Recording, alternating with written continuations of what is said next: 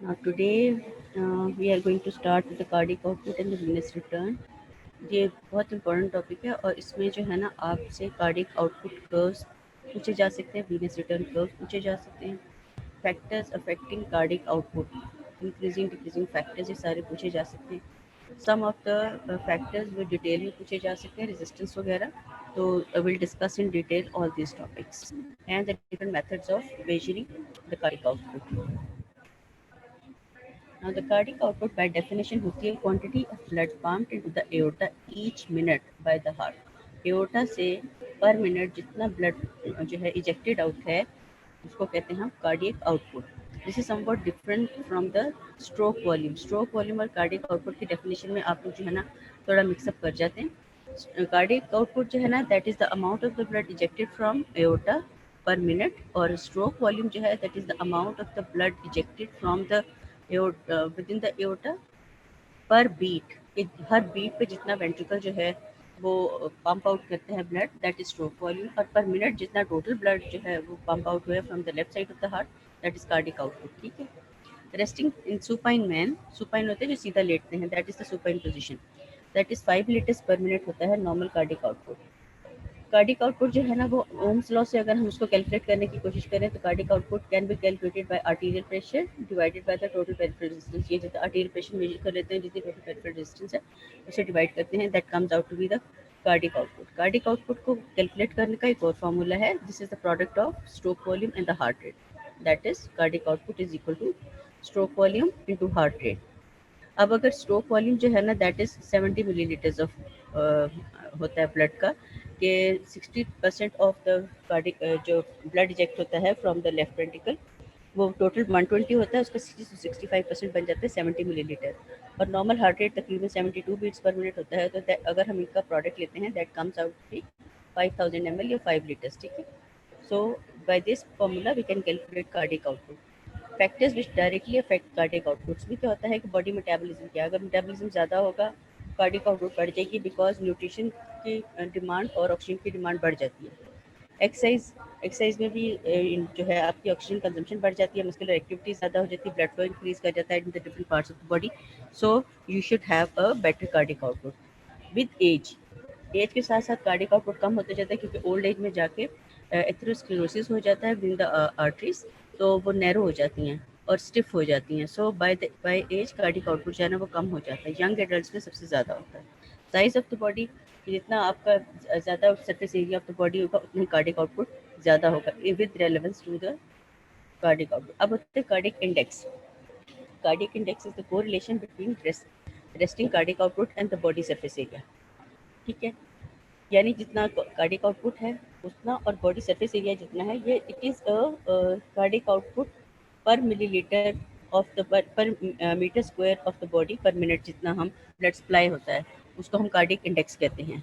अगर एक 70 kg का बंदा हो तो उसका सरफेस एरिया नॉर्मली होता है 1.7 मीटर स्क्वायर। सो कार्डिक इंडेक्स अगर हम कैलकुलेट करना चाहिए, cardiac output normally 5 litres per minute. ठीक है।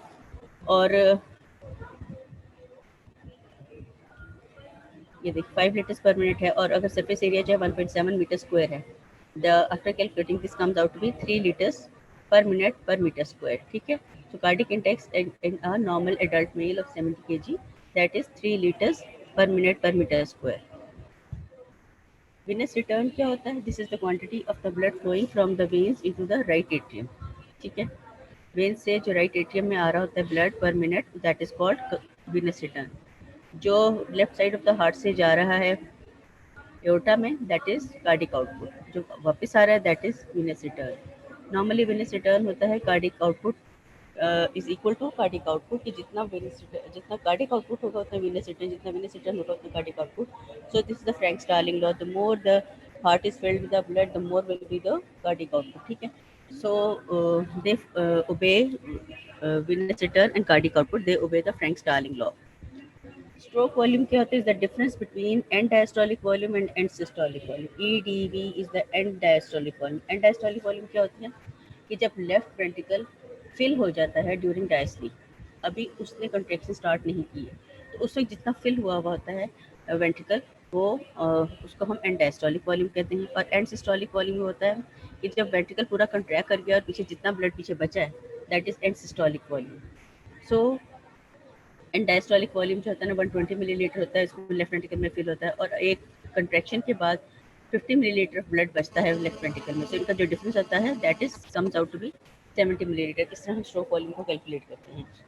Stroke volume is the amount of the blood pumped out by each ventricle. कि इतना blood जो है ना that is pumped out, and the remaining is the end systolic volume during by each ventricle during each beat. When heart rate is normal 72 beats, तो ये 70 millilitre आता है। ना ejection fraction, अब ejection fraction क्या होता है? This is the fraction of the end diastolic volume, यानी end diastolic volume जितना लेफ्ट वेंट्रिकल में पड़ा हुआ है उसका वो फ्रैक्शन जो कि हर वेंट्रिकल कंट्रैक्शन के साथ, हर बीट के साथ जितना इजेक्ट आउट हो गया है, वो हम उसको इजेक्शन फ्रैक्शन कहते हैं। ठीक है, यानी जितना फ्रैक्शन उस जो परसेंटेज होती है जितनी निकल गई है। ठीक है, it's not the volume, it's the percentage of the end diastolic volume जितना कि इजेक्ट आउट हो गया है पर वेंट्रिकुलर बीट। ठीक है, minute volume is the amount of the blood pump out by each ventricle in 1 minute. ठीक है, मिनट वॉल्यूम जो है ना is equal to stroke volume into heart rate, यानी इसको हम this is the other name for the cardiac output. ठीक है, कार्डिक आउटपुट तो है the amount of the blood pumped by the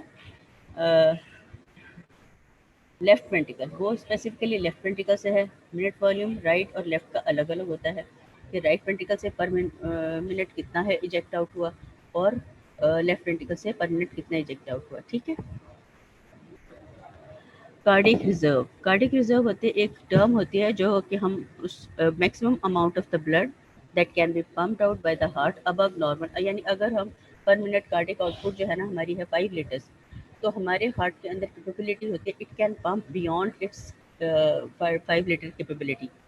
तो जितना ज़्यादा वो अपनी पंपिंग एबिलिटी से जितना ज़्यादा वो कर सकता है पंप टू द मैक्सिमम, उस पोर्शन को beyond 5 litres is called the cardiac reserve. ठीक है, उसकी सिग्निफिकेंस क्या होती है? It can increase the cardiac output during stress like conditions, कोई भी एक्सरसाइजेस वगैरह है उसमें कार्डिक आउटपुट बढ़ सकता है।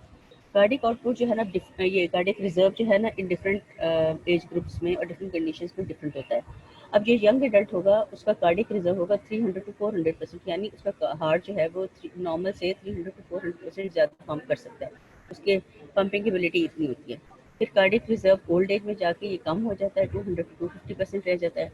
और कार्डिक रिजर्व एथलीट्स जो कि वो ज़्यादा मस्कुलर होते हैं, उनका हार्ट भी मस्कुलर होता है ज़्यादा, उसकी पंपिंग एबिलिटी ज़्यादा होती है और उनकी कार्डिक आउटपुट भी ज़्यादा होता है, स्ट्रेंथ ज़्यादा होती है। दैट्स वाई उनके जो हार्ट जो है ना that can pump 500 to 600% more than the normal, above the normal. ठीक है, अब कार्डिक रिजर्व 0% होता है अगर कोई कार्डिक डिजीज हो, यानी वो जितना नॉर्मल है उतना ही पंप कर ले तो बहुत बड़ी बात है।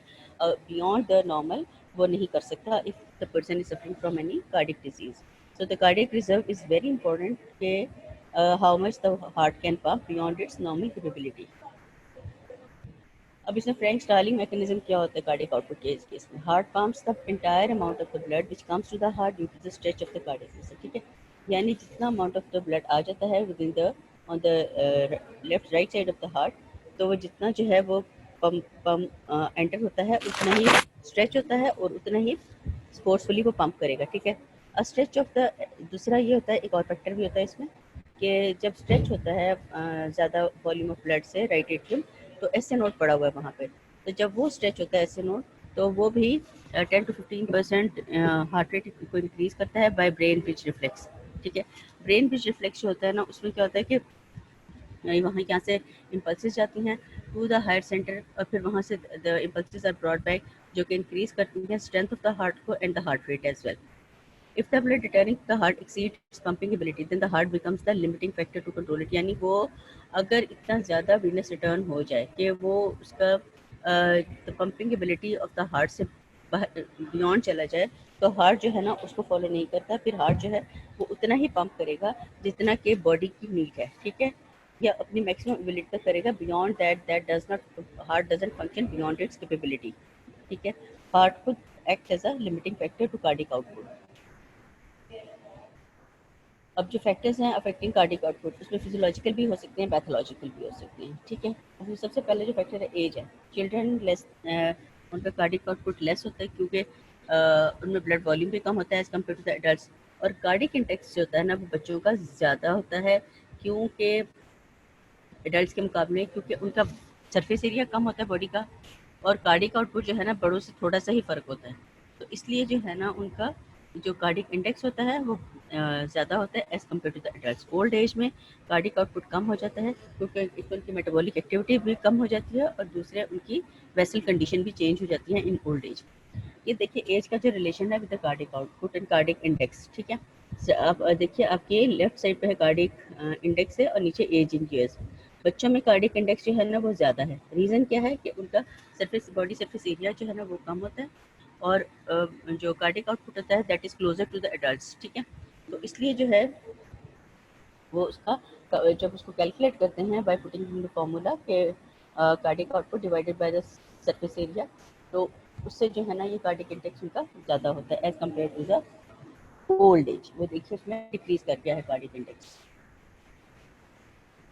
अब में जेंडर डिस्क्रिमिनेशन ये होती है कि फीमेल्स में कार्डिक आउटपुट कम होती है लेकिन कार्डिक इंडेक्स ज़्यादा होता है क्योंकि फीमेल का सरफेस एरिया कम होता है, body structure as compare to the males का कम होती है, तो इसलिए उनमें कार्डिक इंडेक्स जो है ना ज़्यादा होता है, ठीक है। मेल्स में कार्डिक आउटपुट ज़्यादा होता है लेकिन कार्डिक इंडेक्स कम होता है क्योंकि उनका बॉडी सरफेस एरिया ज़्यादा होता है। बॉडी बिल्ड की जितना वेल बिल्ड बॉडी होगी उतना ही कार्डिक आउटपुट ज़्यादा होगी क्योंकि बॉडी नीड्स ज़्यादा होगी, ठीक है। डायरनल वेरिएशन होती है कि सुबह और शाम में क्या फ़र्क है, ठीक है। तो मॉर्निंग के टाइम जो है ना कार्डिक आउटपुट कम होता है क्योंकि जब सुबह उठते हैं इतना पीएमआर बेसल मेटाबॉलिक रेट इतना ज़्यादा नहीं होता, लेकिन चूंकि as the day goes on तो डे टाइम में उसका चूंकि बेसल मेटाबॉलिक रेट बढ़ जाता है, एक्टिविटी बढ़ जाती है, मेटाबॉलिज्म बढ़ जाता है, ऑक्सीजन डिमांड बढ़ जाती है, तो कार्डिक आउटपुट भी बढ़ जाता है, ठीक है। टेम्परेचर जो है ना टेम्परेचर इंक्रीज करता है तो कार्डिक आउटपुट भी इंक्रीज कर जाती है क्योंकि वेसोडाइलेशन हो जाती है, वेसल्स खुल जाती है, ठीक है। इमोशनल कंडीशन होती है कि अगर कार्डिक आउटपुट इंक्रीज कर देती है डिफरेंट स्ट्रेस कंडीशंस में, एंग्जाइटी में, क्योंकि कैटेकोलमीन्स रिलीज होते हैं। कैटेकोलमीन्स जो होती है ना वो सिंपैथेटिक हार्मोन है, ठीक है। वो रिलीज होते हैं जिसकी वजह से हार्ट रेट और फोर्स ऑफ कंट्रैक्शन जो ऑफ द हार्ट इंक्रीज कर जाती है। आफ्टर मील्स आपने देखा है कि कभी थोड़ी सी आपको सांस लेने में प्रॉब्लम होती है अगर आप ज़्यादा कर लें, और ये cardiac output usually after 1 hour after the meal ज़्यादा हो जाती है क्योंकि ज़ाहिर है जब खाना खाया जाता है उसके बाद मेटाबॉलिज्म उसका शुरू हो जाता है तो मेटाबॉलिक रेट बढ़ जाता है, सो आफ्टर मील्स भी कार्डिक आउटपुट बढ़ जाता है। एक्सरसाइज भी ज़ाहिर है ऑब्वियस है कि कार्डिक आउटपुट इंक्रीज कर जाएगा depending on the severity of exercise, कि कितना स्ट्रेनुअस एक्सरसाइज है उसके हिसाब से कार्डिक आउटपुट बढ़ जाता है। मैकेनिज्म क्या होता है, इंक्रीज ऑक्सीजन कंजम्पशन से होती है और जिसकी वजह से हार्ट रेट और फोर्स ऑफ कंट्रैक्शन इंक्रीज कर जाता है। ये देखिए इसका रिलेशन है इस ग्राफ में कि अब इतना एक्सरसाइज में होता क्या है। एक्सरसाइज में आप देखें ये एक्स एक्सिस पे वर्क आउटपुट है ड्यूरिंग एक्सरसाइज, केजी है, इसका सरफेस एरिया है पर मिनट जितना भी उसको फंक्शन कर रहा है, ठीक है। दूसरा आप ये देखिए कि वाई एक्सिस के ऊपर कार्डिक इंडेक्स है, कार्डिक आउटपुट है और ऑक्सीजन कंजम्पशन है। जैसे जैसे एक्सरसाइज की सिवियरिटी जो है ना बढ़ती जाती है, ये इसका वर्क आउटपुट है, ये यूनिट्स में दिया हुआ है, ठीक है। 0 से 400 पे जाता है जब ये देखिए 0 से अगर वो 400 की तरफ जाएगा, 800 जाएगा, 1200 एंड 1600, तो कॉरिस्पॉन्डिंगली ये आप देखिए कि ऑक्सीजन कंजम्पशन भी इंक्रीज करती जाती है, ठीक है, जो कि ब्लू में दिखाई है इन्होंने, और जो कार्डिक आउटपुट है वो भी इंक्रीज करता जाता है, और and also the cardiac index, ठीक है। कार्डिक इंडेक्स भी उसी तरह इंक्रीज करता है और कार्डिक आउटपुट भी रेड लाइन से उन्होंने दिखाया ये इंक्रीज करता जाता है, ठीक है। Next is the high altitude. High altitude पे क्या होता है कि कार्डिक आउटपुट ऑब्वियसली इंक्रीज करेगी क्योंकि ऊपर हाई एल्टीट्यूड पर ऑक्सीजन कंसंट्रेशन कम होती है। So to combat with the deficiency of the oxygen, cardiac output जो है ना वो बढ़ जाती है, हार्ट जो है ना ज़्यादा स्पीड से बीट करता है एंड विद मोर फोर्सफुली, ठीक है। तो वो दूसरे वहाँ पे एड्रेनलिन भी रिलीज होना शुरू हो जाते हैं जो कि हेल्प करते हैं in the maintaining the cardiac output and the heart rate, ठीक है। पोस्चर ये होता है कि हम किस पोजीशन में हैं, आइदर लाइंग है, सिटिंग है या स्टैंडिंग है, ठीक है। इंक्रीज हो जाता है in the lying, cardiac output increase कर जाता है जब हम लाइंग में होते हैं, और डिक्रीज कर जाता है व्हेन भी जब हम आप खड़े होते हैं, ठीक है, उसमें कार्डिक आउटपुट कम हो जाता है। इसलिए कम हो जाता है कि जब खड़े हो जाते हैं तो जो वीनस ब्लड है वो कूल हो जाता है विद इन द लेग्स, जो कि हमने पहले इसमें वीनस पढ़ा भी है वीनस के फंक्शन में।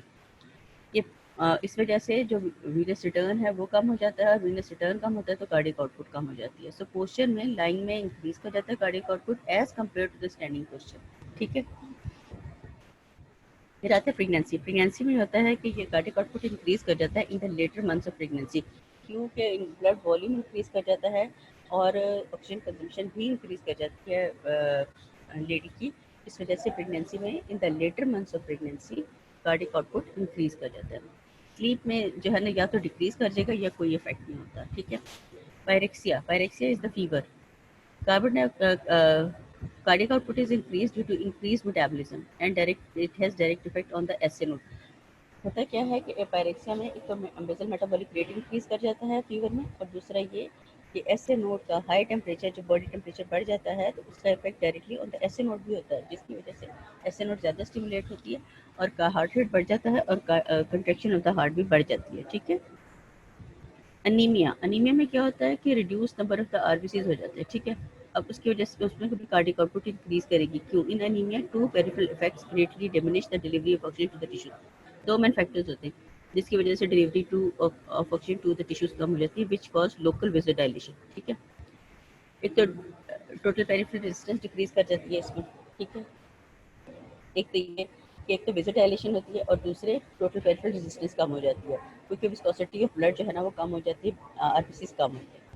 दैट्स वाई ये कार्डियक आउटपुट जो है ना वो इंक्रीज कर जाती है, तो ऑक्सीजन डिमांड भी इंक्रीज कर जाती है। ठीक है, फिर होता है थायराइड का इफेक्ट, हाइपरथायराइडिज्म। जब थायराइड ग्लैंड हमारा ज़्यादा फंक्शन करना शुरू करता है तो कार्डियक आउटपुट इंक्रीज कर जाता है, क्योंकि जब थायराइड जो है ना वो बेसल मेटाबॉलिक रेट को कंट्रोल कर रहा होता है। जब थायराइड ग्लैंड की एक्टिविटी ज़्यादा हो जाती है तो बेसल मेटाबॉलिक रेट इंक्रीज कर जाता है और इस तरह से कार्डियक आउटपुट इंक्रीज कर जाता है। हाइपोथायराइडिज्म में क्या होता है, कार्डियक आउटपुट जो है ना वो डिक्रीज कर जाता है, क्योंकि इसमें मेटाबॉलिक एक्टिविटी डिक्रीज कर जाती है, बीएमआर डिक्रीज कर जाता है। अब ये different abnormal conditions of the heart हैं कि जिसमें कार्डियक आउटपुट को क्या होता है। Atrial fibrillation. एट्रियल फिब्रिलेशन होता है बीटिंग ऑफ द हार्ट है वेरी हाई स्पीड। आप लोगों ने एरिथमियास में पढ़ा होगा। कार्डियक आउटपुट डिक्रीज कर जाता है क्योंकि इतना टाइम ही नहीं होता कि पूरी तरह से वीनस रिटर्न पूरा आए और पूरे चेम्बर्स फिल हों। तो इसलिए जो है ना, चूंकि थोड़ा ही फिलिंग कम होती है इसलिए आउटपुट भी कम होती है उसकी। Incomplete heart block, that is the direct arrhythmias is decrease due to the defective pumping. Pumping effective नहीं होगी तो कार्डियक आउटपुट भी कम हो जाएगी। ठीक है, कार्डियक फेलियर। कार्डियक फेलियर में होता है कि चूंकि उसकी मसल्स जो है ना वो प्रॉपर्ली काम नहीं कर रहे होते, कार्डियक आउटपुट कम हो जाता है due to the weak contraction of the heart. ठीक, कार्डिक इस्कीमिया यानी ऑक्सीजन सप्लाई हार्ट को पूरी ना जा रही है, and severe coronary blood vessel blockage के जो कोरोनरी ब्लड वेसल होती हैं वो हार्ट को सप्लाई कर रही होती हैं विद न्यूट्रिएंट्स। ठीक है, हार्ट ने पूरी बॉडी को सप्लाई करता है और हार्ट को जो ब्लड वेसल्स की मसल्स को जो ब्लड वेसल्स ब्लड और न्यूट्रिशन सप्लाई कर रही होती है, ऑक्सीजन सप्लाई कर रही होती है, वो होती है coronary blood vessels.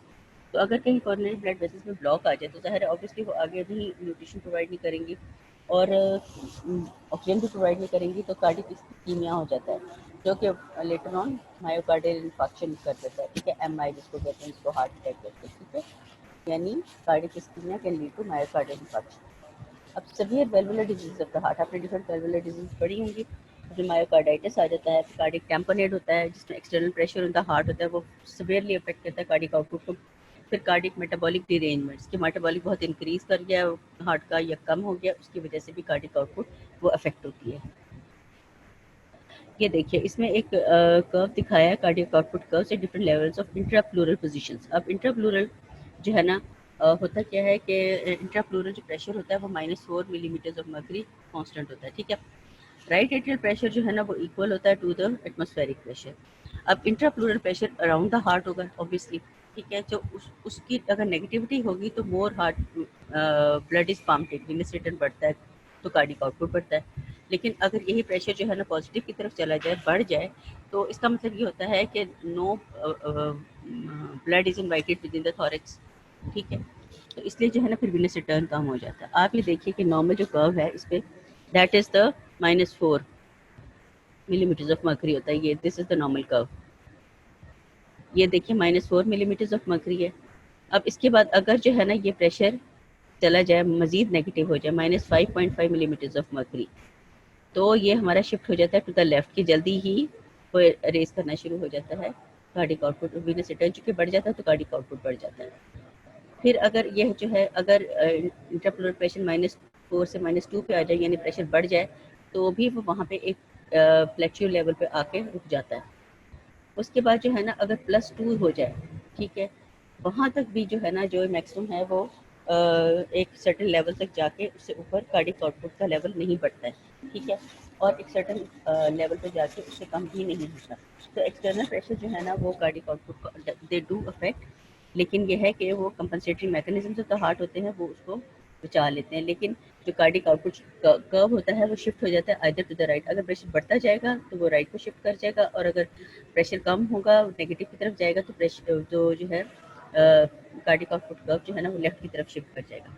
Cardiac tamponade, अब ये डॉटेड लाइन जो आपको नजर आ रही है कार्डिक टेम्पोनेट एक कंडीशन होती है कि जिसमें कि विद इन द जो पेरिकार्डियल जो होता है एरिया उसमें फ्लूइड एक्यूमुलेट हो जाता है अराउंड द हार्ट, ठीक है। तो उस फ्लूइड की वजह से pressure on the heart increase कर जाता है। उसकी वजह से जो कार्डिक जब उस पर ज़्यादा फ्लूइड हो जाता है उसमें उस कंडीशन को कह देते हैं कार्डिक टेम्पोनेट। टेम्पोनेट में क्या होता है कि बाहर चूँकि हार्ट के बाहर प्रेशर बढ़ जाता है तो उसकी जो होता है level of the cardiac output वो कम हो जाता है due to the external pressure, ठीक है।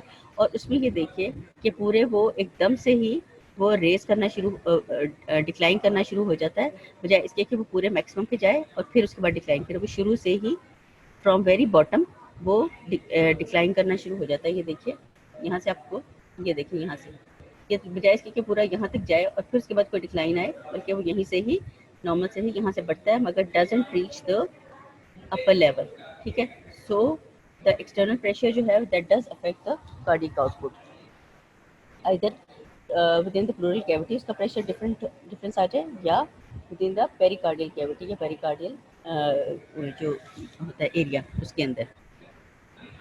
एबनॉर्मल सर्कुलेटरी कंडीशंस जो होती हैं उनमें भी कार्डिक आउटपुट अफेक्ट होता है, यानी अगर ब्लड वॉल्यूम डिक्रीज कर जाए। डिक्रीज कैसे हो सकता है, या तो कोई हेमरेज हो जाए, कोई एक्सीडेंट हुआ है या किसी और वजह से हेमरेज हो गया तो ब्लड वॉल्यूम कम हो गया, उससे कार्डिक आउटपुट कम हो जाती है। शॉक में क्या होता है, ड्यू टू क्योंकि पकने की एबिलिटी ऑफ द हार्ट जो है ना वो अफेक्ट हो जाती है, और तो उसकी वजह से भी कार्डिक आउटपुट कम हो जाता है, ठीक है। अगर एक्यूट वीनस डायलिटी किसी भी वजह से जो वेन्स जो है ना वो डायलेट कर रही हैं ज़्यादा, तो sudden loss of the sympathetic nervous system उससे हो सकता है ये कि वो जो उन्होंने कंस्ट्रक्ट किया हुआ टोन मेंटेन की हुई सिंपैथेटिक स्टिमुलेशन ने वो दैट इज़ लॉस्ट, तो विजुडाइलेशन हो जाती है ऑफ द वेन्स।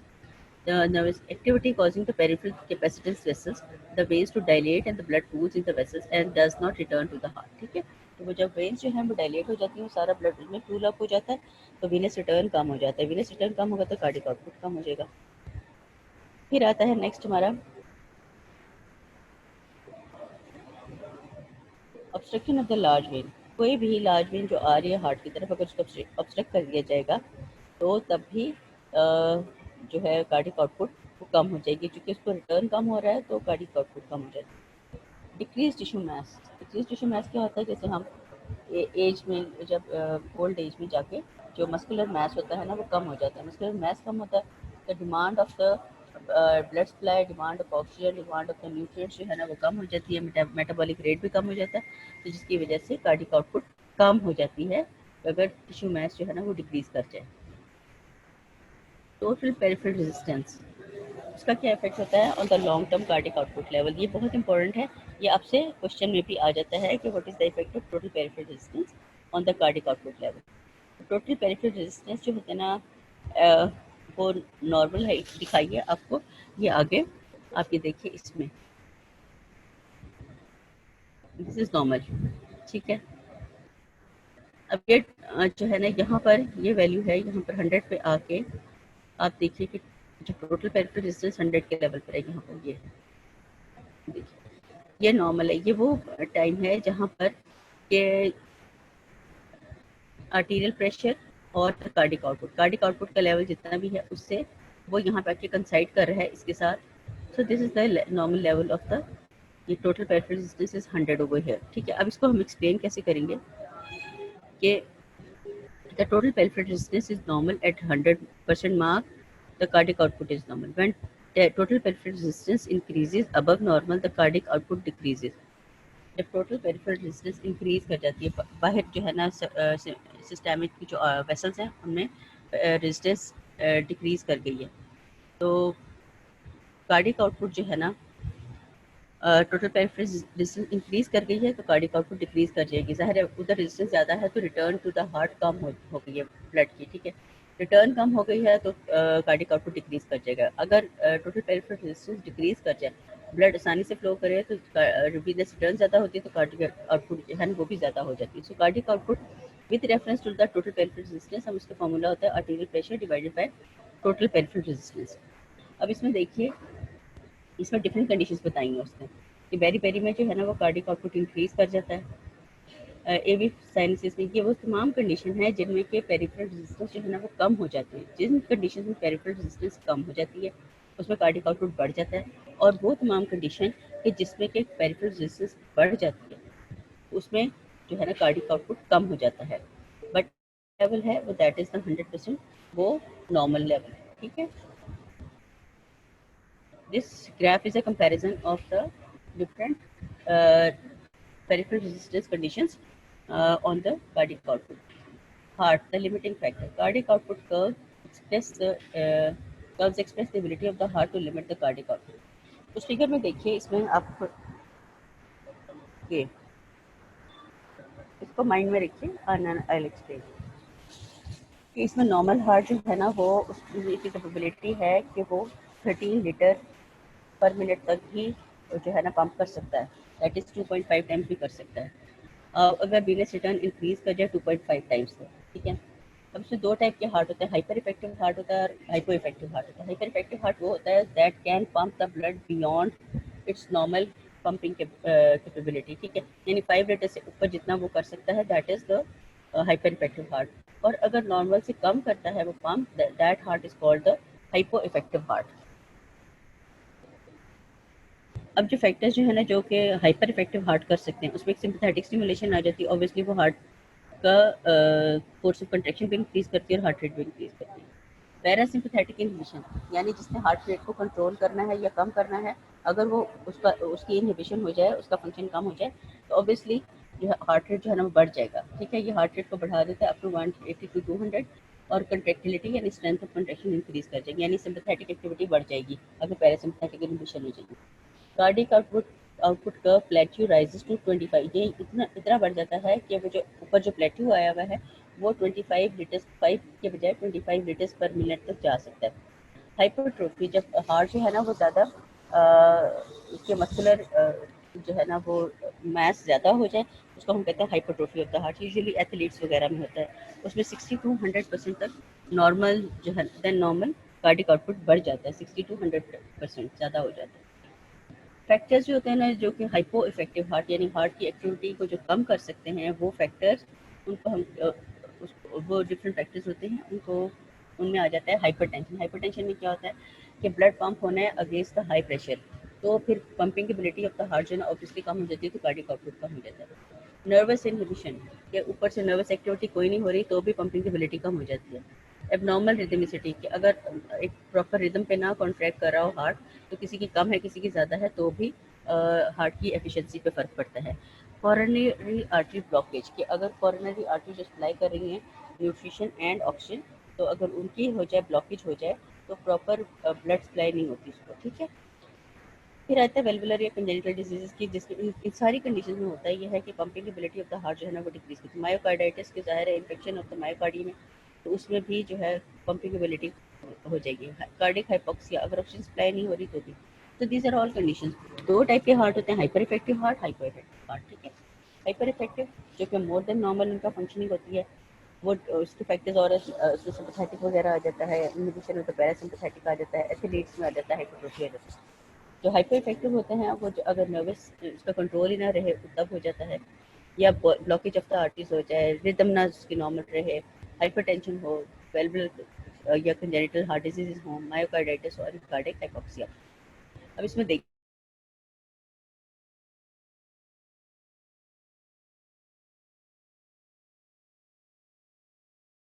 नॉर्मल, ये नॉर्मल कार्डियक आउटपुट का है, मुझे जा रहा है, ठीक है।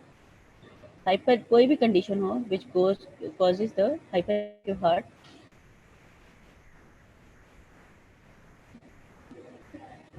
any condition which causes the hyperactive heart, तो उससे क्या होता है कि ये देखिए ये कार्डियक आउटपुट इंक्रीज कर सकती है up to the level of 25 litres per minute, ठीक है। और अगर हाइपर इफेक्टिव हार्ट हो, it's not functioning at a normal speed rate, और उसकी पंपिंग एबिलिटी या कंट्रेक्टिलिटी या रेट ऑफ कंट्रैक्शन जो है ना वो कम हो जाए, तो वो कार्डिक आउटपुट भी कम हो जाता है। एंड दिस कैन डिक्रीज, ये देखिए यहाँ तक नीचे तक आ जाता है, लेस देन ये तकरीबन 2 लीटर्स पर मिनट तक आ जाता है। सो ऊपर वाले जितने फैक्टर्स हैं they are the hyper effective heart, ये है। और वो कर्व जो है ना आप देखिए उसका स्टीप पे जाके 25 लीटर्स तक जा सकता है, और अगर कम हो जाए तो that can remain at a level of 2 to 3 litres per minute, ठीक है। Now these are different conditions ये जो कि कार्डिक आउटपुट को अफेक्ट करती हैं। ये इधर देखिए ये है कार्डिक आउटपुट, ये वैल्यूज़ हैं कि जितना हो सकता है इफेक्ट, जितनी percentage of the cardiac output कितनी इंक्रीज कर सकती है डिक्रीज कर सकती है इन डिफरेंट कंडीशंस, ठीक है।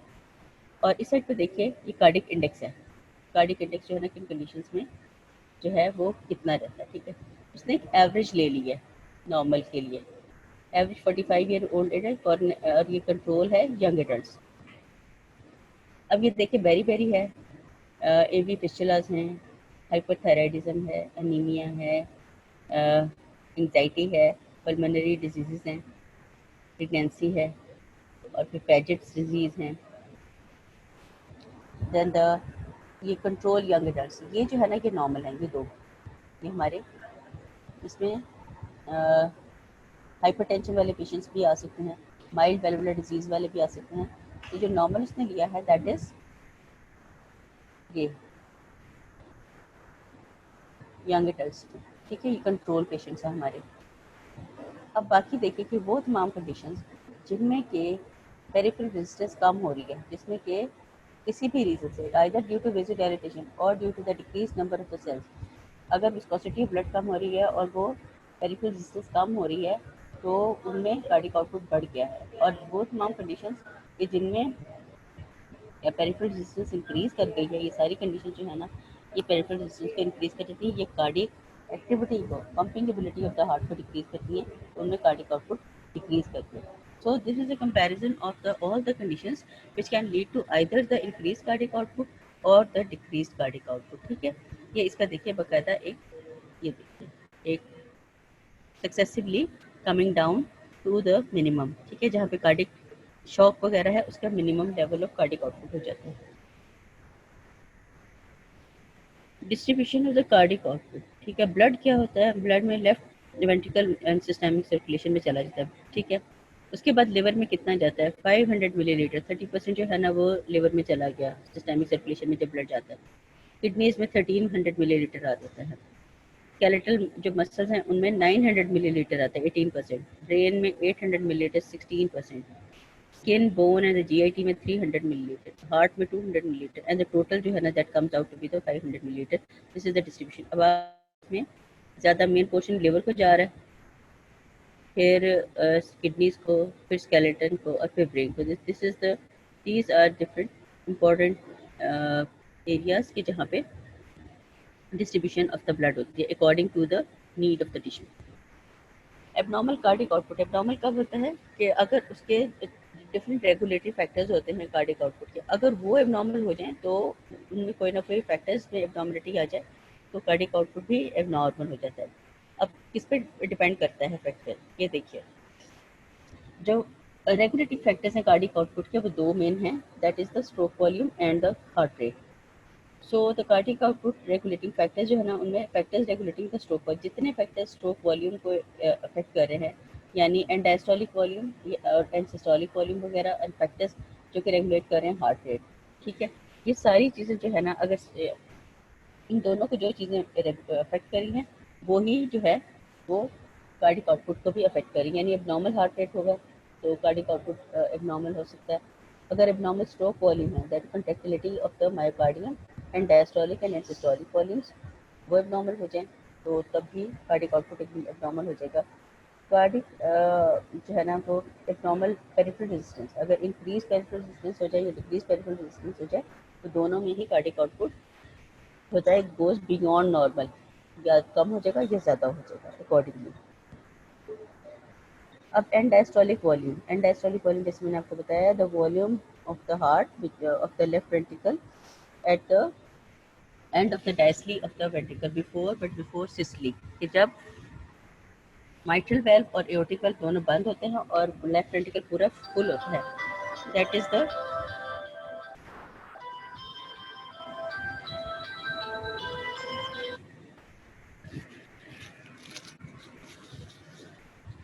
तो डिफरेंट फैक्टर्स हैं जो कि एंड डायस्टोलिक वॉल्यूम को अफेक्ट करते हैं। ठीक है, अब उसमें क्या आता है वेनस रिटर्न, जितना वेनस रिटर्न ज़्यादा होगा उतनी ही फिलिंग होगी आगे जाके। ठीक है, मेन सिस्टमिक फिलिंग प्रेशर होता है, ब्लड प्रेशर कितना है वो, सिंपैथेटिक स्टिमुलेशन के वेसोकंस्ट्रिक्शन कितनी हुई हुई है और पंपिंग एबिलिटी कितनी है, ये सारा अफेक्ट करता है। स्केलेटल मसल ड्राम की स्केलेटल मसल जो है ना उसका बिल्ड कितना है और उसकी डिमांड कितनी है। ग्रेविटी स्टैंडिंग पोस्चर जो है ना हमारा कितना अफेक्ट कर रहा है। रेस्पिरेटरी रम के अगर ब्रीदिंग रेट ज़्यादा होगा कुछ होगा तो अकॉर्डिंगली उसका कार्डिक आउटपुट पे भी अफेक्ट आता है। फिलिंग टाइम कितना मिला है उसको। ठीक है, कि अगर हार्ट रेट बहुत ज़्यादा है, फिब्रिलेशन वगैरह में हार्ट रेट बढ़ जाता है तो फिलिंग टाइम कम हो जाता है, तो वो भी एंडास्टोलिक वॉल्यूम को अफेक्ट करता है। ड्यूरेशन ऑफ द डायस्ली, डायस्ली अगर लॉन्गर होगी तो फिलिंग ज़्यादा होगी, डायस्ली कम होगी तो फिलिंग कम होगी। डिस्टेंसिबिलिटी ऑफ द वेंट्रिकल्स, ये वेंट्रिकल जो है ना वो कितना डिस्टेंट हो सकते हैं, कितनी कैपेबिलिटी है। ठीक है, जितना ज़्यादा डिस्टेंट होगी उतनी ही ज़्यादा एंडास्टोलिक वॉल्यूम होगा।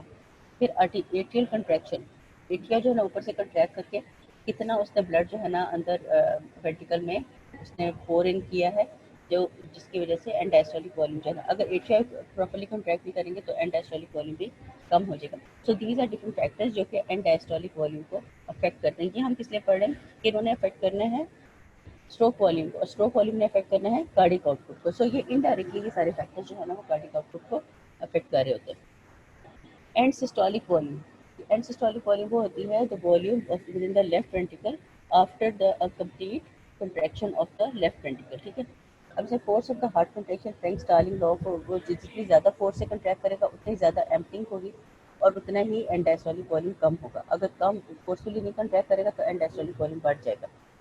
आफ्टर लोड, आफ्टर लोड जितना वॉल्यूम रह गया है within the after load होता है बियॉन्ड द वेंट्रिकल, कि जितना आगे जितना लोड है। ठीक है, उससे डिपेंड करता है कि एंड सिस्टोलिक वॉल्यूम कितना होगा। अगर आगे जो है ना लोड ज़्यादा होगा, जितना एओर्टा यानी प्रेशर आगे ज़्यादा होगा तो जो है ना एंड सिस्टोलिक वॉल्यूम कम हो जाए बढ़ जाएगा। ठीक है, क्योंकि पीछे ज़्यादा रह जाता है। सिंपैथेटिक स्टिमुलेशन हो रही है या वेगस स्टिमुलेशन हो रही है, इससे इफेक्ट होता है कि कितना एंड सिस्टोलिक वॉल्यूम कितना रह जाएगा। ठीक है, कंडीशन हो तो मायोकार्डियम अगर बहुत ज़्यादा जैसे एथलीट्स में ज़्यादा बिल्डअप हुआ होता है, मायोकार्डियम ज़्यादा फोर्सफुली कंट्रैक्ट करता है तो उसमें फिर एंड सिस्टोलिक वॉल्यूम कम रह जाता है। Hormones drugs which increase the contractility of the heart, different hormones होते हैं ड्रग्स जो कि मैं आपको आगे बताती हूँ, जो कि हार्ट रेट को डिक्रीज करते हैं या कंट्रैक्टिलिटी को डिक्रीज इंक्रीज करते हैं। Factors which decrease the cardiac output, फिर वो आ जाते हैं। ठीक है, ये एंडास्टोलिक वॉल्यूम के डिफरेंट फैक्टर्स जो होते हैं ना, वो जो मेन जो उसके फैक्टर्स हैं उसमें सबसे ज़्यादा इंपॉर्टेंट होता है Venus return. Venus return is the amount of the blood returning from the systemic circulation into the heart into the right ventricle right atrium पर मिनट। ठीक है, ये मोस्ट इंपॉर्टेंट फैक्टर होता है डिटरमिनिंग द कार्डिक आउटपुट। ठीक, basic factors जो है ना जो कि वीनस रिटर्न को अफेक्ट कर रहे होते हैं, इसमें आर्टीरियल प्रेशर होता है, ब्लड प्रेशर जो और टोटल पेरिफेरल रेजिस्टेंस होती है। अब आर्टीरियल प्रेशर क्या होता है कि mean systemic filling pressure minus right atrial pressure. So तीन फैक्टर्स होते हैं मेनली जो कि रिस्पॉन्सिबल हैं to determine the venous return, mean systemic filling pressure, right atrial pressure और रेजिस्टेंस जो है टू द वीनस रिटर्न जो कि विद इन द वेसल जो रेजिस्टेंस है। ठीक है, तो ये इसका फॉर्मूला है जिसे हम कैलकुलेट करते हैं। ठीक है, MSFP mean systemic filling pressure minus right atrial pressure और फिर आ जाता है resistance to venous return RVR, इससे हम कैलकुलेट कर लेते हैं। मीन सिस्टमिक फिलिंग प्रेशर क्या होता है, is the average pressure in the systemic blood vessel which tend to push the blood towards the heart, यानी कि जितना फिल हुआ हुआ है blood within the systemic circulation उसको हम मीन सिस्टमिक फिलिंग प्रेशर कह देते हैं। और जितना ज़्यादा मीन सिस्टमिक फिलिंग प्रेशर होगा उतना ही हार्ट को ऑब्वियसली वो आगे पुश करेगा within the circulation. When there is no active circulation it indicates the degree of the filling of the blood vessel. ठीक है, ये degree of filling of blood vessels को डिटर्मिन करता है मीन सिस्टमिक फिलिंग प्रेशर। और ये depend करता है कि कितना how much these vessels are filled, ये डिपेंड करता है कि कितनी ज़्यादा वेसल्स वो फिल हुई हैं। और अब अगर कोई वेसल की कितनी ज़्यादा फिल हुई है और बाहर से वेसल कंप्रेस कितनी हुई है, आउटसाइड प्रेशर कितना है, तो उससे मीन सिस्टमिक फिलिंग प्रेशर जो है ना वो डिटर्मिन करते हैं। नॉर्मल इसकी वैल्यू होती है 7 मिलीमीटर ऑफ मर्करी, कि अगर हम सारी एक सस्पेंड कर दें सर्कुलेशन और जितना जो है ना वेसल्स में ब्लड मौजूद होगा, जितने प्रेशर पे मीन प्रेशर, वो that is the mean systemic filling pressure. ठीक है, वो होता है 7 millimetre of mercury. Mean systemic filling pressure is affected by blood volume, sympathetic stimulation and contraction of the skeletal muscle. ठीक है, यानी ये तीन चीज़ों पर मेनली डिपेंड करता है। एक तो ब्लड वॉल्यूम कितना है, कितना फील हो रहा है, सिंपैथेटिक स्टिमुलेशन कितनी हुई है कि पीछे से, उसकी वजह से कंस्ट्रिक्शन कितनी हो रही है, और कंट्रैक्टिलिटी ऑफ द हार्ट क्या है, उससे जो सारा सिस्टम है उसको कैसे अफेक्ट कर रहा है, और स्केलेटल मसल कंट्रैक्शन, जो साइड पे मसल्स पड़े हुए हैं of the vessels specially the veins, उनमें मसल कंट्रैक्शन कितनी है। अगर ब्लड वॉल्यूम बहुत बढ़ जाए तो प्रेशर ज़्यादा बढ़ जाता है, तो वीनस रिटर्न भी बढ़ जाता है। अगर ब्लड लॉस हो जाए किसी भी वजह से, हेमरेज वगैरह से, तो ब्लड वॉल्यूम कम हो जाता है और वीनस रिटर्न भी कम हो जाता है। सिंपैथेटिक स्टिमुलेशन से चूंकि वेसोकंस्ट्रिक्शन हो जाती है, तो उसकी वजह से जो है ना वीनस रिटर्न बढ़ जाता है। आर्टेरियोस में जो है ना वो एक वेसोकंस्ट्रिक्शन होती है, जिसकी वजह से वीनस रिटर्न की तरफ फूलिंग हो जाती है। ठीक है, स्केलेटल मसल कंट्रैक्शन में भी जो है ना, चूंकि एक्टिविटी ज़्यादा हो जाती है, प्रेशर बढ़ जाता है, तो वीनस रिटर्न बढ़ जाता है। ठीक है, राइट एट्रियल प्रेशर और सेंट्रल वीनस प्रेशर CVP, इसकी नॉर्मल वैल्यू होती है 0 millimetre of mercury. RVR, resistance to venous return, resistance is offered by veins against the, इसके जो हम कैलकुलेटेड एक कांस्टेंट जो है ना वेनस रिटर्न जो ऑफर्ड बाय द वेन्स है, होती है ये 1.5 millimetre of mercury per litre. ठीक है, अगर इन वैल्यूज को हम इसमें फॉर्मूला में पुट करें तो कार्डिक वेनस रिटर्न बनता है, वेनस रिटर्न मेन सिस्टम में फिलिंग प्रेशर है हमारा 7 millimetre of mercury, right atrial pressure है 0, और रेजिस्टेंस टू वेनस रिटर्न 1.4 है। तो by calculating this the venous return comes out to be 5 litre, और अपने कार्डिक आउटपुट जो कैलकुलेट की थी that was also 5 litre. So venous return is to cardiac output in normal conditions. ठीक है, अब ये जो ग्राफ है इसमें देखिए कि अगर जो है ना अगर हाइपर इफेक्टिव हार्ट, इसमें हाइपर और हाइपर इफेक्टिव हार्ट का थोड़ा कंपैरिजन दिखाया है। दरमियान में जो रेड है curve that is the normal cardiac output curve. नीचे जो आ रहा है कि अगर हाइपर इफेक्टिव हार्ट हो, पंपिंग एबिलिटी कम हो और इंट्राप्लूरल प्रेशर भी नेगेटिव की तरफ चला गया, ठीक है, गोइंग टूवर्ड्स नेगेटिव, तो भी कार्डिक आउटपुट जो है ना वो बढ़ता नहीं है ज़्यादा, चाहे इंट्राप्लूरल प्रेशर नेगेटिव पर भी हो। रीज़न भी कि उसकी इफेक्टिविटी कम हो गई है। जबकि अगर हाइपर इफेक्टिव हार्ट हो और इंट्राप्लूरल प्रेशर 0 से थोड़ा ऊपर भी हो, तो even then the cardiac output can increase. ठीक है,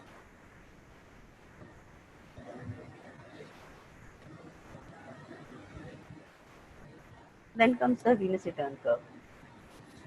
It relates to venous return to the right atrium. ठीक है, ये बताता है हमें कि venous return कितना हो रहा है राइट एट्रियम में, venous return curve. When the right atrial pressure rises, it puts a backward pressure on the systemic veins which are dilated and venous return decrease. होता क्या है जब right atrial pressure normally 0 होता है, अगर right atrial pressure बढ़ जाए, systemic pressure जो 7 है, अगर ये close to the 7 चला जाए, तो जाहिर है फिर the venous return from the systemic circulation towards the right atrium कम हो जाता है। ठीक है, अब right atrial pressure जब बढ़ जाता है 7 मिलीमीटर ऑफ मर्करी पे, तो वीनस रिटर्न 0 हो जाती है, क्योंकि सिस्टमिक प्रेशर जो है ना वो भी 7 है। अगर राइट एट्रियल भी 7 हो जाएगा, सिस्टमिक प्रेशर भी 7 होगा, तो वीनस रिटर्न तो 0 का कोई रिटर्न होगा ही नहीं हार्ट को। ठीक है, अगर वीनस रिटर्न 0 हो जाए तो कार्डिक आउटपुट ऑटोमेटिकली 0 हो जाएगी, तो वीनस रिटर्न हो ही नहीं रहा, तो कार्डिक आउटपुट कहाँ से होनी है। ठीक है, तो arterial and the venous pressure they come to equilibrium all the systemic flow ceases at 7 millimeters of mercury which is mean systemic pressure, यानी आर्टीरियल वीनस प्रेशर सारे एक जितने हो जाते हैं। अगर राइट एट्रियल प्रेशर जो है ना वो जाके इक्वल हो जाता है to the mean systemic filling pressure 7 millimetre of mercury, तो वहाँ पर ये देखिए यहाँ पर नॉर्मल वीनस रिटर्न कर्व है, प्लेट्यू जो है ना वो हो जाता है due the collapse of the large veins. होता ये है कि जो राइट एट्रियल प्रेशर है वो 0 होता है नॉर्मली, अगर वो नेगेटिव की तरफ जाना शुरू होता है तो वीनस रिटर्न जो है ना थोड़ा बढ़ जाता है। लेकिन स्टेज आती है जहाँ पे आप देखिए कि ये जो लेवल है, अगर ये 0 है, ये -4 है, इसके बीच में कहीं ये -2 है। जब प्रेशर जो है ना राइट एट्रियल प्रेशर -2 तक आता है, तो एक पीक आ जाती है। उसके बाद चाहे कितना भी राइट एट्रियल प्रेशर नेगेटिविटी की तरफ जाए, तो ये जो लेवल है ये ऊपर बढ़ता नहीं है वीनस रिटर्न का, ठीक है। लेकिन यह है कि क्यों नहीं बढ़ता, कि जब ज़्यादा नेगेटिविटी हो जाती है थॉरिक्स में तो प्रेशर हो जाता है ऑन द लार्जर वेसल्स, ठीक है। अगर राइट एट्रियल प्रेशर जो है ना ज़्यादा नेगेटिव हो जाए और वेसल जो होती है ना लार्ज वेसल्स, फिर वो कंप्रेस हो जाती है, वो कंप्रेस होती हैं तो वो क्लोज हो जाती है। तो फिर चाहे जितना भी नेगेटिविटी हो inside the right atrial pressure, तो वीनस रिटर्न जो है ना फर्दर इंक्रीज नहीं करता। आप देखिए कि 5 लीटर से ये थोड़ा ही ऊपर तक गया है, बट उसके बाद वो प्लेट्यू पे आ गया है and that does not go beyond it. अगर ये कम हो जाए और ये बढ़ता चला जाए, राइट एट्रियल प्रेशर में बढ़ता चला जाए, तो वीनस रिटर्न जो है ना वो कम होता चला जाता है आहिस्ता आहिस्ता, और ये कम हो जाता है, ये ऑलमोस्ट ज़ीरो हो जाता है 7 पे आके, जो कि मीन सिस्टमिक फिलिंग प्रेशर है। और अगर जो है ना हमारा राइट एट्रियल प्रेशर भी आके 7 मिलीमीटर ऑफ मर्करी हो जाए और सिस्टमिक जो है ना वो 7 मिलीमीटर ऑफ मर्करी हो जाए, तो ये जो वीनस रिटर्न है वो ज़ीरो पे चला जाता है, ठीक है। ये देखिए वीनस रिटर्न यहाँ से ये जो वैल्यू है, ये देखिए ये सारी ये ज़ीरो आ, ठीक है। So by increasing the mean system, जब भी मीन सिस्टमिक फिलिंग प्रेशर और राइट एट्रियल प्रेशर इक्वल हो जाएंगे तो वीनस रिटर्न ज़ीरो हो जाएगा and it does not go beyond a certain level, ठीक है। -2 से ऊपर ज़्यादा अगर नेगेटिविटी ज़्यादा भी हो जाए राइट एट्रियम में तो भी वीनस रिटर्न फर्दर इंक्रीज नहीं करता, ठीक है। ये देखिए this is another expression of the venous return curve, जिसमें मीन सिस्टमिक फिलिंग प्रेशर दिखाया है and the effect of the altering the mean systemic filling pressure क्या है। अगर हम उसको कम कर देते हैं और ज़्यादा कर देते हैं तो क्या फ़र्क पड़ता है। अच्छा अब ये देखिए, ये है नॉर्मल वीनस रिटर्न कर्व, ठीक है। ये 7 पे आ गया, 7 पे आता है तो ये ज़ीरो हो जाता है, ठीक है। अब अगर जो है हम इसका लेवल जो है मीन सिस्टमिक फिलिंग प्रेशर का जो है ना 3.5 कर दें यहाँ पर, तो जो कार्डिक ये वीनस रिटर्न है उसका लेवल भी कम हो जाता है, ये देखिए लेस देन 5। लेकिन अगर हम ये इसको बढ़ा देते हैं प्रेशर को, मीन सिस्टमिक फिलिंग प्रेशर 14 तक ले जाते हैं, तो आप देखिए कि वीनस रिटर्न बढ़ जाता है to a level of more than 10, ठीक है। ये तब होता है कि जब हम मीन सिस्टमिक फिलिंग प्रेशर को डिस्टर्ब करते हैं। पीछे आपने देखा है कि मीन सिस्टमिक फिलिंग प्रेशर एक ही जगह था, ठीक है, 7 पर था, दैट डिडंट गो बियॉन्ड 7, ठीक है। 7 के ऊपर नॉर्मल होता है। So this is the effect of increasing and decreasing systemic filling pressure on venous return. अब इसमें देखिए रेजिस्टेंस, एक और फैक्टर होता है जो कि venous return को जो है ना वो अफेक्ट करता है, that is the peripheral resistance, ठीक है। अब ये राइट एट्रियल प्रेशर है, ये venous return है। अगर पेरिफेरल रेजिस्टेंस इसने बताया है कि ये देखिए नॉर्मल है ये देखिए, और ये है अगर रेजिस्टेंस जो है ना वो हाफ कर दी जाए तो venous return जो है ना वो बढ़ता चला जाता है। अगर रेजिस्टेंस बढ़ा दी जाए तो वीनस रिटर्न जो है ना वो कम होता चला जाता है और फिर उसका प्लेटू जल्दी आ जाता है।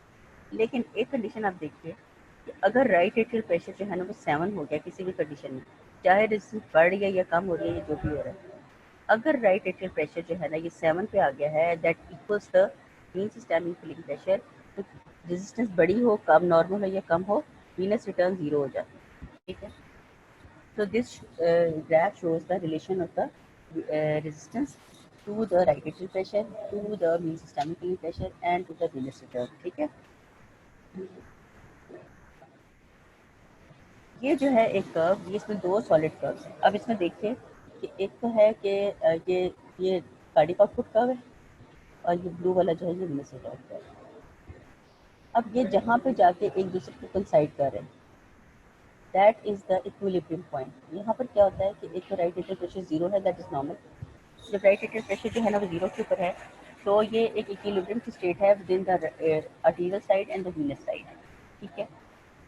और यहाँ पर मीन सिस्टम और के आगे ये देखिए कि जो है वीनस रिटर्न वो भी अगर 7 मीन सिस्टमिक फिलिंग प्रेशर 7 पर है, इस स्टेज पर ये राइट एट्रियल प्रेशर जीरो पर है और ये ए पॉइंट है जहाँ पे दोनों जो हैं ग्राफ्स एक दूसरे को क्रॉस कर रहे हैं, that is the equilibrium point. अगर समहाउ हम किसी कंडीशन से हम इसमें ज़्यादा इंफ्यूज़ कर देते हैं ब्लड वॉल्यूम ज़्यादा विद इन द सर्कुलेशन, ठीक है। तो ब्लड वॉल्यूम ज़्यादा करने से होता ये है, एक तो ये कि उस पर ब्लड वॉल्यूम जो है सिस्टमिक सर्कुलेशन में ज़्यादा हो जाता है, तो जो है मीन सिस्टमिक फिलिंग प्रेशर जो है ना वो 16 तक चला जाता है, ठीक है। अगर वो 16 तक चला गया है तो इसका मतलब ये है कि वीनस रिटर्न जो है ना वो बढ़ जाएगी। वीनस रिटर्न जब बढ़ती है तो उसमें एकदम से स्टीप चेंज आता है, जो कि इसको जो कर्व है हमारा कार्डिक आउटपुट कर्व, उस पर बी पे इसको कंसाइड करता है, ठीक है। तो कार्डिक आउटपुट जो होता है ना and the right atrial pressure जो इतने शिफ्ट कर जाते हैं from the A to B level. अब बी पे क्या होता है कि जो राइट एट्रियल प्रेशर है वो 8 हो गया, क्योंकि जो है ना वो बाहर सिस्टमिक फिलिंग प्रेशर भी बढ़ गया, तो राइट एट्रियल प्रेशर भी बढ़ गया, ठीक है। और जो है ना जो वीनस रिटर्न है दैट हैज़ आल्सो इंक्रीज्ड, वो इंक्रीज करती है तो कार्डिक आउटपुट आता है, ठीक है।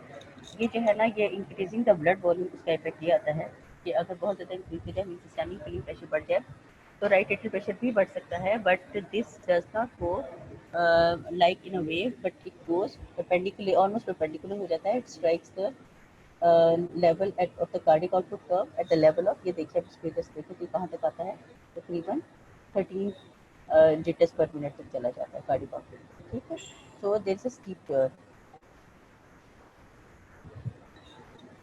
आगे आता है effect of the hormone and the drugs etcetera, जो मैंने आपसे पहले बताया था कि जो इंक्रीज करते हैं contraction of the heart, contraction of the heart increase करने से कार्डिक आउटपुट ज़्यादा हो जाती है। इसमें आ जाती है डिफरेंट ड्रग्स, कैटेकोलामीन्स आ जाती हैं, थायरॉक्सिन आ जाती है, ग्लूकागॉन आ जाता है, टेम्परेचर इंक्रीज करने को, कैफीन लेने को, जब आप चाय या कॉफ़ी लेते हैं तो भी आप देखें आपकी हार्ट बीट भी ज़्यादा होती है, पैल्पिटेशन भी शुरू हो जाती है। Theophylline, digitalis and calcium ions, ठीक है। ये सारे जो है ना ये कार्डिक आउटपुट को इंक्रीज करते हैं क्योंकि ये force of contraction of heart को इंक्रीज करते हैं। वो फैक्टर जो कि डिक्रीज करते हैं कार्डिक आउटपुट को, अगर हार्ट फेलियर हो जाए तो हाइपोक्सिया, डिक्रीज ऑक्सीजन कंसंट्रेशन हो, एसिडोसिस हो जाए कि जो है ना एसिडिक मीडियम हो जाए, बार्बिचरेट्स के जो सिडेटिंग ड्रग्स होती हैं जिनसे नींद आती है कुछ है, अगर वो ड्रग्स दी जाएँ उससे भी कार्डिक आउटपुट कम हो जाता है, चूँकि effectiveness of the heart decrease कर जाती है। Beta adrenergic blocker, beta adrenergic receptors को जो ब्लॉक करने वाली ड्रग्स होती हैं उनसे भी कार्डिक आउटपुट कम हो जाती है, सो दैट के हार्ट पे लोड ना हो, वो डिफरेंट कंडीशंस में हम देते हैं, ठीक है। फिर आ जाता है factors affecting the heart rate component of the cardiac output. ये relation between heart rate and cardiac output क्या है? Generally when heart rate increases cardiac output increases, लेकिन ये होता है कि एक सर्टेन लिमिट होती है कि जहाँ तक कार्डिक आउटपुट इंक्रीज कर सकता है। Cardiac output beyond 5 litres 150 millilitre पर मिनट तक ही इंक्रीज कर सकता है, उससे ज़्यादा नहीं जाता। अगर हार्ट बीट जो है ना 150 टू 180 बीट्स पर मिनट है तो कार्डिक आउटपुट कोई फ़र्क नहीं पड़ता, लेकिन अगर हार्ट बीट चली जाती है beyond 180 to 190 beats per minute तो कार्डिक आउटपुट डिक्रीज कर जाता है विद इंक्रीजिंग हार्ट रेट। क्यों? Why? This decrease in the cardiac output with heart rate beyond 180 to 190 minutes beats per minute पे होता है because there is too short diastolic, क्योंकि diastolic period जिसकी filling होनी है वेंट्रिकल की वो बहुत शॉर्टर हो जाता है, ठीक है। जब हमने कार्डिक साइकिल पढ़ा था तो हमने ये देखा था कि most of the time is taken by the diastolic side. 0.8 second में से 0.3 सेकंड जो है ना वो ज़्यादातर 0.52 जो है ना वो डायस्टोलिक है और rest is the systolic side, ठीक है। तो डायस्टोलिक फेज अगर कम हो जाएगी तो इसका मतलब है ऑटोमेटिकली कार्डिक आउटपुट को वो अफेक्ट करेगी और कम हो जाएगा कार्डिक आउटपुट, ठीक है। उसके बाद डिफरेंट मेथड्स होते हैं जो जिससे हम कार्डिक आउटपुट को डिटरमिन करते हैं। इसमें ऑक्सीजन फिक मेथड होता है, आप जो है ना इसका ऑक्सीजन फिक मेथड क्या होता है कि इसमें हम देखते हैं कि कोई एक सर्टेन टिश्यू ने कितनी ऑक्सीजन जो है ना वो यूटिलाइज की है पर मिनट, ठीक है। अब आप इन दोनों का कंपैरिजन देखिए, इसमें ये है कि जो वीनस साइड है अगर हम उसमें ऑक्सीजन कंसंट्रेशन देखें तो 160 मिलीलीटर, इसमें हम कार्डिक कैथेटर पास करते हैं, उसके थ्रू हम नोट करते हैं pressure on both the sides, arterial side and the left side of the heart, ठीक है। अब इसमें क्या करते हैं हम कैथेटर जो है पास करते हैं फ्रॉम द राइट एट्रियम जाती है, वीनस साइड से जाती है फ्रॉम द राइट एट्रियम से राइट वेंट्रिकल से पल्मोनरी आर्टरी से आगे, ठीक है। तो इसमें कार्डिक कैथेटराइजेशन करते हैं और जो आर्टीरियल साइड वो हम वैसे उसका लेवल ले लेते हैं, ठीक है। अब इसमें क्या होता है जब दोनों के हम वैल्यूज़ देखते हैं, इसमें हम किसी भी टिश्यू से डिफरेंट सब्सटेंस की कंजम्पशन, मोस्टली हम ऑक्सीजन कंजम्पशन देखते हैं बाय द एरिया। इसमें हम लंग्स में देखते हैं कि ऑक्सीजन कंजम्पशन कितनी हो रही है। अब जो वीनस साइड जाती है उसमें ऑक्सीजन का लेवल जो है ना दैट इज़ 160 मिलीलीटर पर लीटर है, जबकि लंग्स में जो है ना चूँकि ऑक्सीजन सैचुरेशन हुई है तो वो 200 मिलीलीटर पर मिनट, तो इन दोनों का डिफरेंस आ जाता है आर्टीरियल और वीनस साइड का आ जाता है 40 मिलीलीटर्स पर मिनट। ठीक है, सिंपल फार्मूला इसका ये है कि आपने देखना है amount of the oxygen removed by the utilized by the body. तो हम ये देखते हैं आर्टीरियल ऑक्सीजन जो है आर्टीरियल ऑक्सीजन और वीनस ऑक्सीजन जो है ना उनका लेवल देखते हैं, और ऊपर जितना हम ऑक्सीजन जो है ना वो यूज़ कंसनट्रेट हुई है विद इन द लंग्स, तो उस मेथड से हम यूज़ करते हैं। जो आपकी बुक में दिया हुआ है ये मत देखिएगा, बुक में जो है ना इसे बैटरी की तरह थोड़े से एम्पिल लेवल का है। ठीक है, बुक में इसका फॉर्मूला दिया हुआ है आपका ऑक्सीजन पिक मेथड का, कि उसमें आपने ऑक्सीजन पिक मेथड से cardiac output is equal to the amount of the oxygen absorbed in the lung divided by the difference of the arterial and the venous oxygen concentration. तो amount of the oxygen जो कि lungs में होती है वो 200 millilitre level होता है उसका, और डिवाइडेड बाय तो जो आप वीनस और आर्टीरियल साइड का देखें कि 200 जो है ना आर्टीरियल साइड पर, वीनस पे 160 है, इसका मतलब है टोटल डिफरेंस जो है ना दोनों का 40 मिलीलीटर्स है। तो 200 डिवाइड बाय 40 ये आ जाता है 5 लीटर्स। ठीक है, तो 5 लीटर्स जो होते हैं ना that is the oxygen Fick method से हम इसकी वैल्यू कैलकुलेट करते हैं। लेकिन ये इसके जो है ना डिफरेंट डिसएडवांटेजेस हैं, इसलिए किसी कार्डिक कैथेटराइजेशन करनी होती है। ठीक है, एक एक्सरसाइज के दौरान नहीं कर सकते। ठीक है, क्योंकि कार्डिक कैथेटराइजेशन जो है रेस्ट पर रहती है, और there are hazards of the catheterization it में प्रेसिपिटेट वेंटिकुलर अरिथमियाज। ठीक है, जब कैथेटराइज करते हैं तो वो स्टिमुलेट भी कर सकते हैं डिफरेंट एरियाज को जहाँ से अरिथमियाज डेवलप हो सकते हैं। As there is cardiac catheterization the patient is anxious, so reading may not be accurate ना ऐसे पता हो कि कैथेटराइज कर रहे हैं। तो इसलिए जो है ना ऑक्सीजन पिक मेथड की बजाय अब हम इंडिकेटर या डायल्यूशन मेथड यूज़ करते हैं। उसमें कोई भी हम इंडिकेटर या डाई यूज़ कर लेते हैं, जैसे ईवान ब्लू वगैरह करते हैं। दूसरे डाई भी हम यूज़ कर सकते हैं जिसमें कार्डिप्रीन आता है। उसमें क्वालिटी होनी चाहिए कि टॉक्सिक नहीं होना चाहिए, डाई नॉन डिफ्यूजिबल होना चाहिए, जहर उसमें ना जाए, और रीसर्कुलेट नहीं करना चाहिए। ठीक है, and should not be metabolised. इसको इंजेक्ट करते हैं हम उसमें वीनस साइड पे, और हम उसकी आर्टीरियल और वीनस साइड पे हम देख लेते हैं उसकी किस तरह डाई पास होकर that comes out on the arterial side, और फिर हम उसकी डिफरेंट वैल्यूज़ ले लेते हैं और फिर उनका एक ग्राफ प्लॉट कर देते हैं। इस ग्राफ से हम टाइम ड्यूरेशन जो होते हैं ना वो हम कैलकुलेट करते हैं कितनी देर में डाई जो है that has pass from the venous side to the arterial side. ठीक है, 5 मिलीग्राम ऑफ डाई हम इंजेक्ट करते हैं और फिर उसके बाद हम देख लेते हैं। अब इसमें जो शेडेड एरिया हैं उसमें आप देखिए कि कंसंट्रेशन ऑफ डाई हम देख लेते हैं आर्टीरियल में, और from the venous system it reaches the arterial system, it rises, when it passes again to the venous side it falls. So this downfall of the dye concentration is you extrapolate to touch the baseline.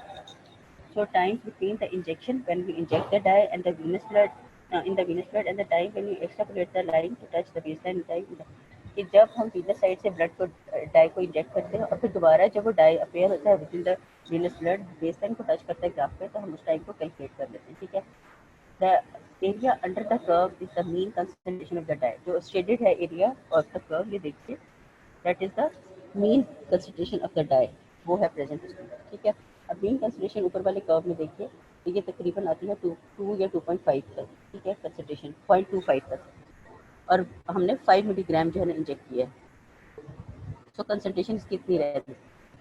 तो हम इसको formula जो है ना वो use करते हैं, cardiac output is equal to A is the जो है ना जो हम अमाउंट ऑफ डाई इंजेक्ट किया है, जैसे 5 मिलीग्राम किया है, 60 है into 60 divide by C is the concentration जो हम बाद में देखते हैं, T is the time. Mean dye concentration जो है ना सी है डिटर्मिन्स फ्रॉम द कर्व, और टी इज द सेकेंड्स। अब इसको हम किस तरह से, T is the time of the one circulation of the dye, 60 is to convert the second into minutes, इसको हम ऐड करते हैं। By this formula we calculate the cardiac output. This method is more accurate as compared to the oxygen trick method. ठीक है, इसमें एक तो क्या है, इसकी सिग्निफिकेंस क्या है कि कैथेटराइजेशन कोई नहीं करते हम, इसमें कार्डिक कैथेटराइजेशन। फिर डिफरेंट जो है ना इन्वेस्टिगेशन जो है ना वो उसमें हम इसको यूज़ कर सकते हैं, कंजेनिटल हार्ट डिजीज़ में भी कर सकते हैं। ठीक है, so after longer time dye appears in the arterial because of the cardiac failure there is a slow rise. उसमें हम पता चल जाता है कि अगर स्लो उसमें अपीयर हो रहा है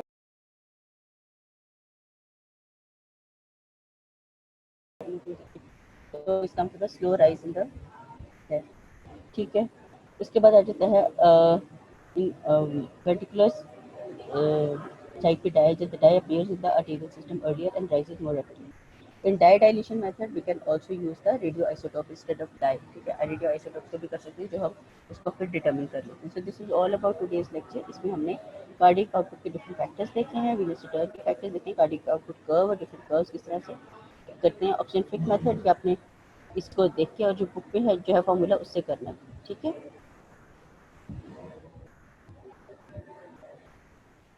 These are the resistance कि क्या करते हैं Venus return का, ठीक है। So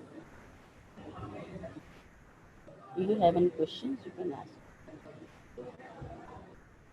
इस तरह थोड़ा सा कंसंट्रेशन से पढ़ना पड़ेगा बिकॉज इसमें कोई ग्राफ्स ज़्यादा है और उनकी है।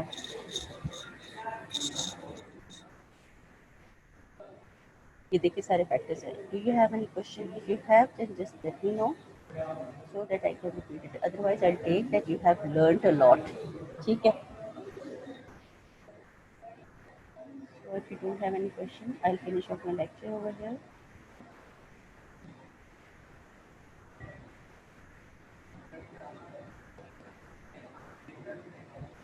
Thank you so much for listening. पढ़ लो और आप अपने तैयारी पकड़ो अपनी, क्योंकि एग्ज़ाम जो है आप लोगों के टाइम पर ही होंगे।